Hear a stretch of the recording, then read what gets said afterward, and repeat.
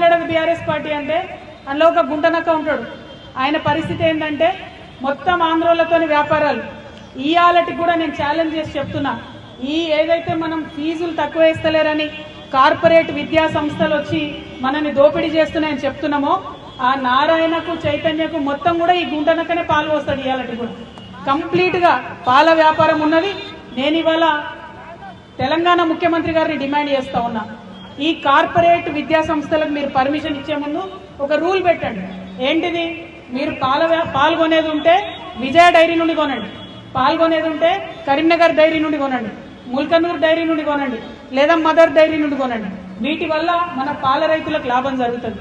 కానీ ప్రైవేట్ వ్యక్తుల దగ్గర కొనడంతో ప్రైవేట్ సంస్థలకు లాభం అయితే తప్పితే ఇంకోటి కాదు. ఖచ్చితంగా పెద్ద హాస్పిటల్స్ ఉన్నాయి, యశోద ఉన్నది, కిమ్స్ ఉన్నాయి, వీళ్ళందరూ కూడా విజయ డైరీ దగ్గరనే పాల్గొనాలని ఒక జీవో తీసుకురండి. ఎందుకంటే ముఖ్యమంత్రి మేము మొన్నటి నుంచి అడుగుతున్నాం, ఫీజులు నియంత్రించండి, ఫీజులు తగ్గించండి అంటే ఇంతవరకు ఆయన మాట్లాడతలేడు. కాబట్టి నారాయణ, చైతన్య, ఈ హాస్పిటల్స్, ఈ మల్లారెడ్డి యూనివర్సిటీలు, వేల మంది స్టూడెంట్స్ ఉన్నటువంటి అందరూ కూడా విజయ డైరీ దగ్గర పాల్గొనాలనే ఆర్డర్ తేవాలని చెప్పి ముఖ్యమంత్రి గారిని నేను డిమాండ్ చేస్తున్నాను.